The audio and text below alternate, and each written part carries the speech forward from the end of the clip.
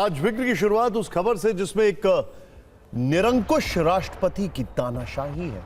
अब तक दुनिया सोच रही थी कि आखिर अमेरिका ने ईरान पर हमला क्यों किया। अब ट्रंप ने उसकी असली वजह बता दी है।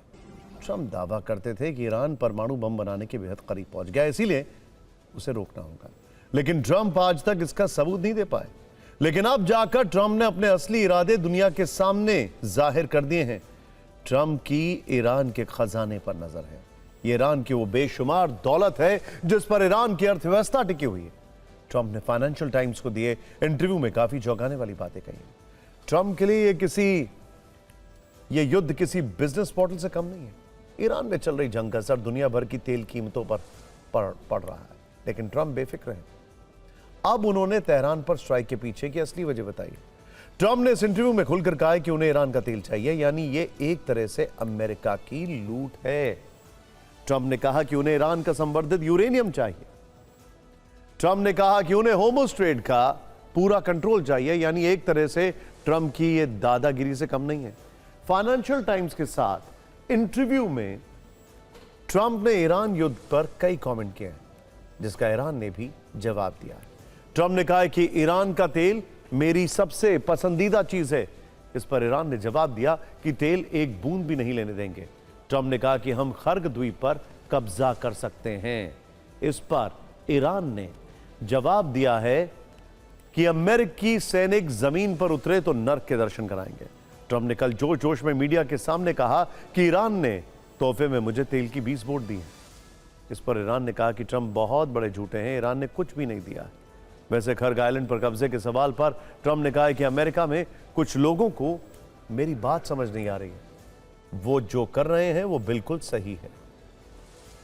इसी साल की शुरुआत में ही 3 जनवरी को अमेरिका ने वेनेजुएला पर हमला किया था।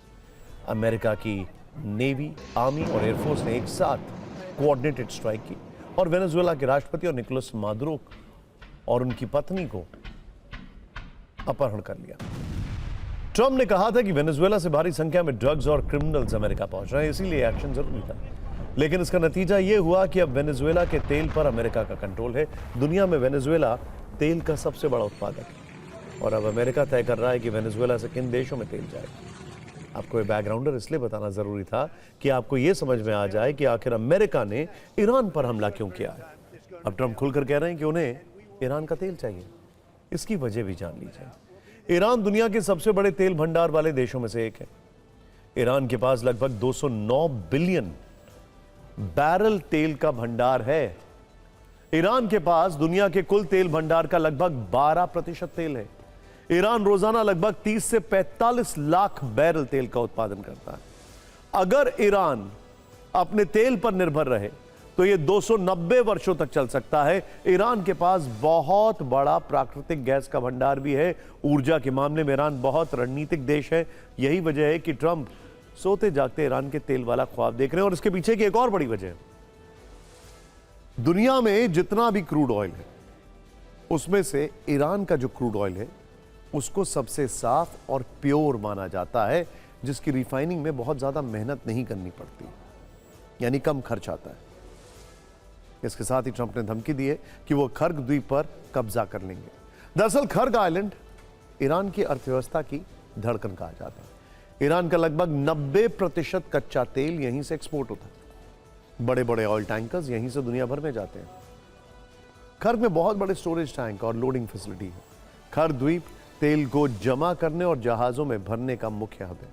खर्ग की रणनीतिक लोकेशन भी ईरान के लिए खास है। यह फारस की खाड़ी में स्थित है, जो दुनिया के अहम तेल रूट है।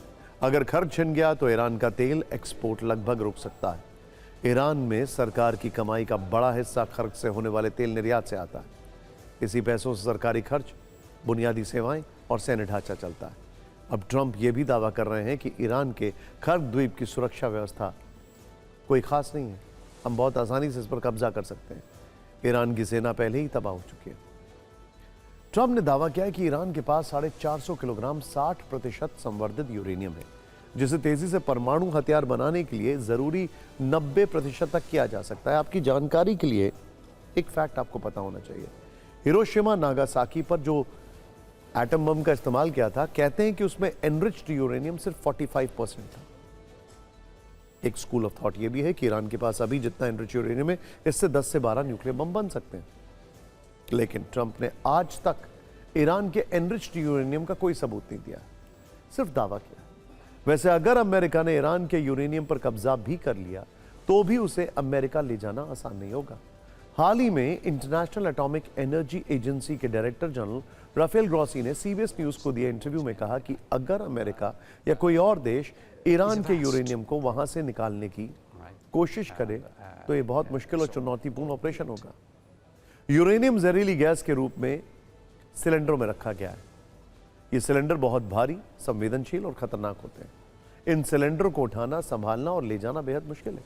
एक छोटी सी गलती रेडिएशन फैला सकती है। ईरान की बारूदी सुरंगें बड़ी चुनौती बन सकती हैं। यूरेनियम ले जाने वाले इंजीनियर्स को खास उपकरणों की जरूरत होगी। इसके अलावा न्यूक्लियर साइट के चारों ओर एयरफील्ड भी बनानी होगी। वैसे आपकी जानकारी के लिए बता दें कि अमेरिका ने इससे पहले भी अन्य देशों से समृद्ध यूरेनियम को हटाने का काम किया।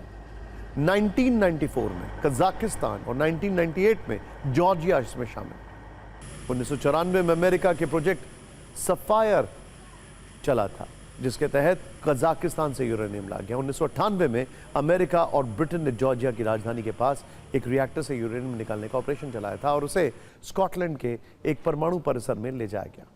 दोनों ही ऑपरेशन को शांतिपूर्ण तरीके से अंजाम दिया गया था। हालांकि एक्सपर्ट्स का कहना है कि ईरान का मामला उसके भूगोल, रक्षा प्रणाली और भू राजनीतिक स्थिति के कारण कहीं ज्यादा मुश्किल होगा।